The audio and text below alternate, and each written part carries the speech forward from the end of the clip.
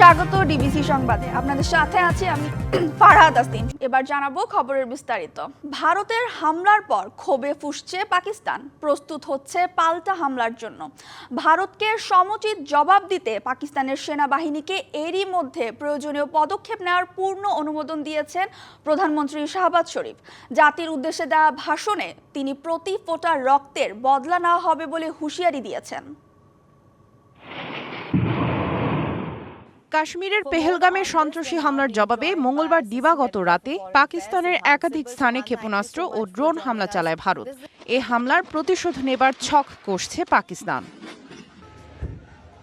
ভারতের হামলার পর বুধবার তড়িঘড়ি করে জাতীয় নিরাপত্তা পরিষদের উচ্চ পর্যায়ের জরুরি বৈঠক ডাকে শাহবাজ শরীফের সরকার। বৈঠকে নিরীহ নারী, শিশুসহ বেসামরিক ব্যক্তিদের মৃত্যুর প্রতিশোধ নিতে পাকিস্তানের সেনাবাহিনীকে পূর্ণ অনুমোদন দেন শাহবাজ।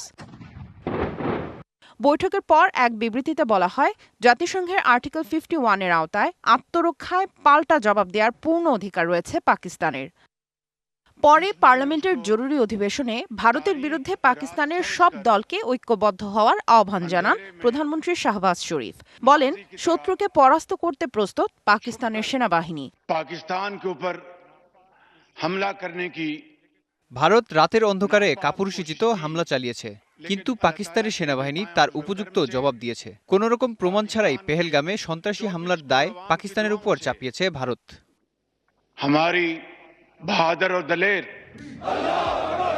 ভারতে হামলার জন্য একদিকে যেমন প্রস্তুত হচ্ছে পাকিস্তান, অন্যদিকে নিজেদের আকাশসীমাও সম্পূর্ণভাবে বন্ধ করেছে। এছাড়া ভুল সংবাদ পরিবেশন ও অপপ্রচারের অভিযোগে পাকিস্তানে ভারতের 16টি ইউটিউব চ্যানেল বন্ধ করা হয়েছে। এমন উত্তেজনাকর পরিস্থিতিতে ভারতের বিরুদ্ধে পাকিস্তানের জবাব কি হবে, রুদ্ধশ্বাসে এখন সেই অপেক্ষায় পুরো বিশ্ব। সামিয়া জান্নাহ, ডিবিসি নিউজ ডেস্ক। ভারতের অপারেশন সিঁদুরে নিহতের সংখ্যা বেড়ে হয়েছে 31 জন। এ ঘটনায় 57 জন আহত হয়েছে বলে জানিয়েছে পাকিস্তান। হামলায় নিহত হয়েছে জাতিসংঘের সন্ত্রাসী তালিকায় নাম থাকা জৈশ ই মোহাম্মদের প্রধান মাসুদ আজহারের 10 স্বজন। এদিকে সীমান্তবর্তী 10 রাজ্যের মুখ্যমন্ত্রীদের সাথে বৈঠক করেছেন ভারতীয় স্বরাষ্ট্রমন্ত্রী অমিত শাহ। এছাড়া দেশটির নিরাপত্তা উপদেষ্টা অজিত দোভাল বলেছেন, ভারত ঝামেলা চায় না, তবে পাকিস্তান অশান্তি বাঁধানোর চেষ্টা করলে পাল্টা জবাব দেয়া হবে। মঙ্গলবার দিবাগত রাতে 25 মিনিটে 24 বার হামলা চালানো হয় পাকিস্তান অধিকৃত কাশ্মীর ও পাঞ্জাব প্রদেশের 9টি স্থানে। ভারতের দাবি, এসব স্থানে ছিল পেহেলগামে হত্যাকাণ্ডে জড়িত সন্ত্রাসীদের আস্তানা। আর এই অপারেশন সিঁদুর অভিযানে 70 সন্ত্রাসী নিহতের দাবিও করেছে দিল্লি। এদিকে বিবিসি উর্দু বলছে, পাকিস্তানে চালানো হামলায় জৈশ ই মোহাম্মদের প্রধান মাওলানা মাসুদ আজহারের পরিবারের 10 সদস্য ও 4 ঘনিষ্ঠ সহযোগী নিহত হয়েছে। নিহতদের মধ্যে রয়েছে 5 শিশুও। কয়েক বছর আগে ভারতের পুলওয়ামায় চালানো সন্ত্রাসী হামলার জন্য মাসুদ আজহার ও জৈশ ই মোহাম্মদকে দায়ী করে আসছিল দিল্লি। এদিকে ভারত বলছে, প্রতিবেশীর সাথে উত্তেজনা বৃদ্ধির কোনো পরিকল্পনা নেই দিল্লির। তবে ইসলামাবাদ উস্কানি দেওয়ার চেষ্টা করলে পাল্টা হামলার জন্য প্রস্তুত দিল্লি। বুধবার দুপুরে এমন হুঁশিয়ারি দেন ভারতের জাতীয় নিরাপত্তা উপদেষ্টা অজিত দোভাল। এদিকে পাকিস্তান নেপালের সাথে ভারত সীমান্তের 10 রাজ্যের মুখ্যমন্ত্রীর সাথে জরুরি বৈঠক করেছেন দেশটির স্বরাষ্ট্রমন্ত্রী অমিত শাহ। বৈঠকে উপস্থিত ছিলেন পশ্চিমবঙ্গের মুখ্যমন্ত্রী মমতা বন্দ্যোপাধ্যায়ও। রাজনৈতিক বিভেদ ভুলে ঐক্যবদ্ধ থাকার সিদ্ধান্ত নেওয়া হয়েছে বলে জানান Mamata. Hasna Akter, DBC news desk. পাকিস্তানে ক্ষেপণাস্ত্র হামলার উত্তাপ ছড়িয়েছে গোটা দুনিয়ায়। উদ্বেগ আর শঙ্কার রেখা বিশ্ব নেতাদের কপালে। ভারতের চালানো অপারেশন সিঁদুরকে লজ্জাজনক পদক্ষেপ বলে মন্তব্য করেছেন মার্কিন প্রেসিডেন্ট। ঘটনাকে দুঃখজনক বলেছে চীন। আর দুই দেশকে দ্রুত উত্তেজনা প্রশমনের পাশাপাশি সর্বোচ্চ সংযম দেখানোর আহ্বান জানিয়েছে জাতিসংঘ। মঙ্গলবার মধ্যরাতে পাকিস্তানের বিভিন্ন স্থানে একযোগে একাধিক বিমান ও ক্ষেপণাস্ত্র হামলা চালিয়েছে ভারতের সেনা, নৌ ও বিমান বাহিনী। এ অভিযানে হতাহতের ঘটনায় উদ্বিগ্ন বিশ্ব। ঘটনাকে লজ্জাজনক পদক্ষেপ উল্লেখ করেছেন মার্কিন প্রেসিডেন্ট ডোনাল্ড ট্রাম্প। হোয়াইট হাউসে পাকিস্তানে হামলা ইস্যুতে সাংবাদিকদের প্রশ্নে দ্রুতই সংকট কাটবে বলে আশার বাণী শোনান Trump. I guess people knew something was going to happen based on. আমি খবরটি শুনেছি, এটি খুবই লজ্জাজনক। মানুষ এটা আন্দাজ করেছিল কিছু একটা হতে চলেছে। আশা করছি দুই দেশের মধ্যে চলমান সংকটের অবসান হবে। And centuries, actually, if you really think about it. No, I just hope it ends very quickly. পাশাপাশি পারমাণবিক শক্তিধর দুই দেশ ভারত পাকিস্তানের মধ্যে চলমান সামরিক উত্তেজনার বিষয়ে সতর্ক নজর রাখা হচ্ছে বলে জানিয়েছেন মার্কিন পররাষ্ট্রমন্ত্রী মার্কো রুবিও। এর আগে ফোনে রুবিওকে সামরিক পদক্ষেপ সম্পর্কে অবহিত করেন ভারতের জাতীয় নিরাপত্তা উপদেষ্টা অজিত দোভাল। পাকিস্তানে ভারতের ক্ষেপণাস্ত্র হামলাকে দুঃখজনক বলে মন্তব্য করেছে চীন। বিষয়টি পর্যবেক্ষণ করা হচ্ছে উল্লেখ করে দেশটির পররাষ্ট্র মন্ত্রণালয় সংকট এড়াতে দুপক্ষকে শান্ত থাকার আহ্বান জানিয়েছে। ভারত পাকিস্তানের সামরিক উত্তেজনায় উদ্বেগ জানিয়েছে জাপানও। インド、パキスタン双方が自制し、対話を通じて事態を安定化させることを পেহেলগামের সন্ত্রাসী হামলার জেরে আত্মরক্ষার কৌশল হিসেবে ভারত অপারেশন সিঁদুর অভিযান পরিচালনা করেছে বলে মন্তব্য করেছে ইসরায়েল। পাকিস্তানে ক্ষেপণাস্ত্র হামলার প্রতিক্রিয়ায় আঞ্চলিক ও আন্তর্জাতিক শান্তি বজায় রাখতে দুদেশকে শান্ত থাকার আহ্বান জানিয়েছে সংযুক্ত আরব আমিরাত। ভারত পাকিস্তানের মধ্যে সামরিক উত্তেজনায় উদ্বেগ জানিয়েছে জাতিসংঘ। দুদেশকে সর্বোচ্চ সংযম দেখানোর আহ্বান জানিয়েছেন সংস্থাটির মহাসচিব আন্তোনিও গুতেরেস। চলমান উত্তেজনা প্রশমনে দুই দেশেরই সংযত আচরণ করা উচিত। Mousumi Shanta, DBC news desk. যুদ্ধংদেহী ভারত ও পাকিস্তানকে সংযত হওয়ার আহ্বান জানিয়েছে সরকার। এই যুদ্ধকে কেন্দ্র করে বাংলাদেশের নিরাপত্তা যেন বিঘ্নিত না হয় সেজন্য সীমান্ত জেলাগুলোর পুলিশ সুপারদের দেওয়া হয়েছে সতর্ক থাকার নির্দেশনা। এদিকে পাক ভারত যুদ্ধের দামামার মধ্যেই কুড়িগ্রাম ও খাগড়াছড়ির বিভিন্ন সীমান্তে শতাধিক অনুপ্রবেশকারীকে আটক করেছে বিজিবি। ভারত পাকিস্তানের মধ্যে যুদ্ধের দামামা ক্রমেই উত্তাপ ছড়াচ্ছে। চিরবৈরী দুই দেশের যুদ্ধংদেহী অনড় অবস্থান এরই মধ্যে আন্তর্জাতিক সীমানা পেরিয়ে বাংলাদেশকে প্রভাবিত করছে। এমন পরিস্থিতিতে পররাষ্ট্র মন্ত্রণালয় থেকে পাঠানো এক বিবৃতিতে বলা হয়েছে, ভারত ও পাকিস্তান মধ্যকার পরিস্থিতি গভীরভাবে পর্যবেক্ষণ করছে বাংলাদেশ। দুই দেশকেই সংযত হওয়ার আহ্বান জানিয়েছে অন্তর্বর্তী সরকার। উভয় দেশকে শান্ত থাকার, সংযত থাকার এবং পরিস্থিতি আরও খারাপ করতে পারে এমন কোনো পদক্ষেপ নেওয়া থেকে বিরত রাখার আহ্বান জানাচ্ছে।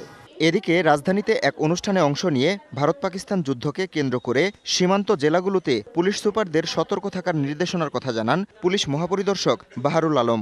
এই যুদ্ধের প্রেক্ষিতে আমরা সীমান্তবর্তী সকল জেলার সকল পুলিশ সুপার 29 এবং মিয়ানমারের সাথে 2 আমরা সকলকেই অগ্রিম সতর্কবার্তা আগেই দিয়েছি এবং তারা সকলেই সতর্ক আছেন এ ব্যাপারে। আর সর্বোত্তক চেষ্টা করব অন্তত এর প্রেক্ষিতে যেন আমাদের কোনোভাবে আমাদের নিরাপত্তা বিঘ্নিত না হয়।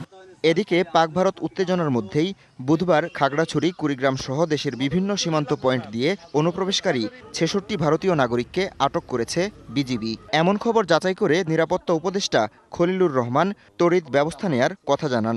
আমরা প্রতিটি কেস আলাদা আলাদা করে নিরীক্ষণ করছি এবং আমাদের সিদ্ধান্ত হচ্ছে আমরা কেবল আমাদের দেশের নাগরিক যদি কেউ থাকেন এবং তা প্রমাণিত হয় তাহলে তাদেরকে আমরা গ্রহণ করব এবং এটা ফর্মাল চ্যানেলে করতে হবে। এভাবে পুশ ইন করাটা সঠিক নয়। তিনি আরও বলেন, সরকার বিষয়টি বেশ গুরুত্বের সঙ্গে দেখছে, পরিবর্তনশীল পরিস্থিতি নিবিড়ভাবে পর্যবেক্ষণ করছে। DBC news desk. জুলাই গণহত্যার বিচার না হলে ফ্যাসিবাদ ভয়ঙ্কর রূপে ফিরে আসবে বলে মন্তব্য করেছেন জামায়াতে ইসলামের আমির ডাক্তার শফিকুর রহমান। বলেন, জামায়াতে ইসলামী বিগত দিনে যেভাবে অত্যাচারের শিকার হয়েছে সেভাবে আর কোনো দল হয়নি। ভোরে রাজধানীর আজিমপুর কবরস্থানে ব্যারিস্টার আব্দুর রাজ্জাকের কবর জিয়ারত শেষে সাংবাদিকদের তিনি এসব কথা বলেন। জামায়াতের আমির বলেন, জুলাই আন্দোলনের সময় সব অপকর্মের ন্যায় বিচার না পেলে ফ্যাসিবাদী শাসন আমলের জুলুমের অবসান হবে না। জুলুমের পক্ষ হয়ে জালিমের বিরুদ্ধে লড়ার বাস্তব প্রতীক ছিলেন ব্যারিস্টার আব্দুর রাজ্জাক। মন্তব্য করে ডাক্তার শফিকুর রহমান বলেন, দেশে এখনো ন্যায় বিচার প্রতিষ্ঠিত হয়নি।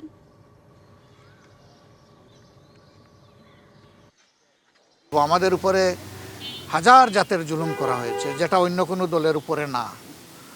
সবার লোক মারা গেছে, কিন্তু আমাদের লোককে দফায় দফায় ফাঁসি দেওয়া হয়েছে। 24-এর আন্দোলনে যারা শহীদ হলো, যারা পঙ্গু আহত হলো, যারা জীবনের তরে জিন্দা শহীদ হয়ে এখন বিছানায় পড়ে আছে, তারা যেন ন্যায় বিচারটা পায়।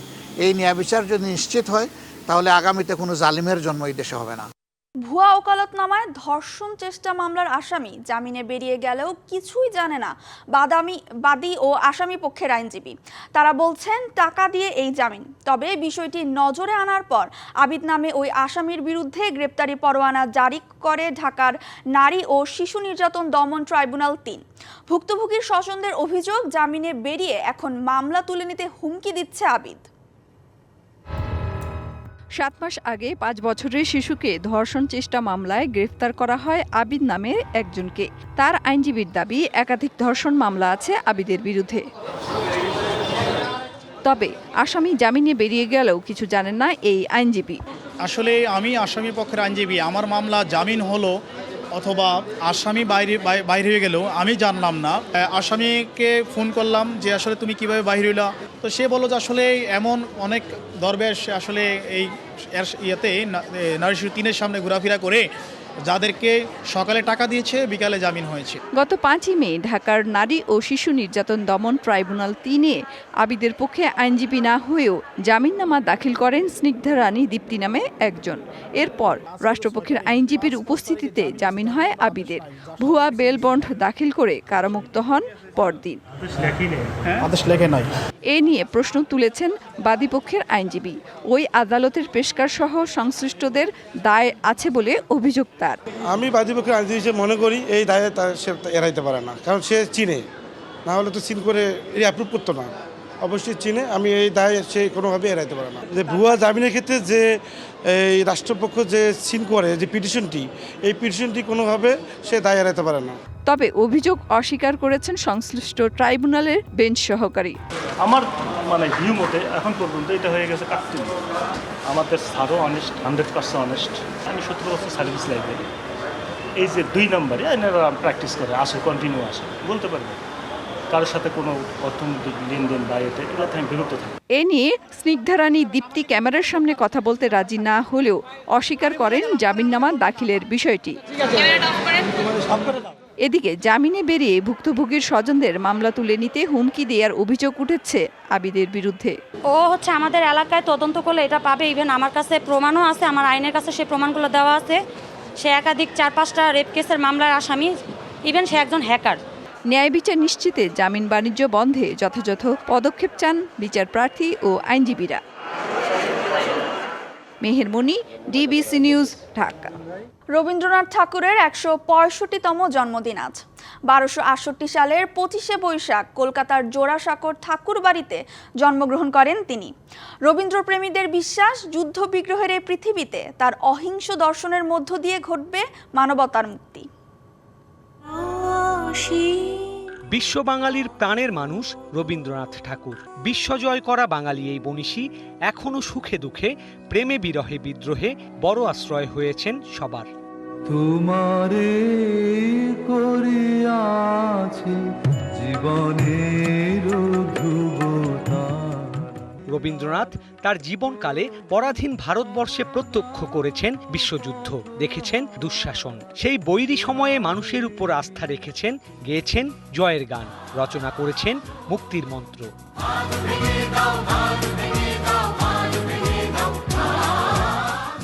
25শে বৈশাখ উপলক্ষে নানা আয়োজন গ্রহণ করেছে বাংলাদেশ শিল্পকলা একাডেমি, ছায়ানট সহ অন্যান্য সাংস্কৃতিক সংগঠনগুলো। রবীন্দ্রপ্রেমীদের বিশ্বাস, বিশ্বায়নের এই যুগে বিশ্ব বাঙালির চোখে রবীন্দ্রনাথ উদ্ভাসিত হবেন নতুন আলোতে। তখন কে বলে গো সেই প্রভাতে নেই আমি। রবি ঠাকুরের গানে গানেই গড়ে উঠবে পৃথিবীর সব যুদ্ধ বিগ্রহের বিরুদ্ধে প্রতিবাদ। Sourav Appa, DBC news, Dhaka. DBC সংবাদে এই ছিল এখনকার মতো। ডিবিসি নিউজের সংবাদগুলো পড়তে ভিজিট করুন dbcnews.tv আর ভিজিট করুন ডিবিসির ফেসবুক পেজ এবং ইউটিউব চ্যানেল। ডিবিসির সঙ্গেই থাকুন।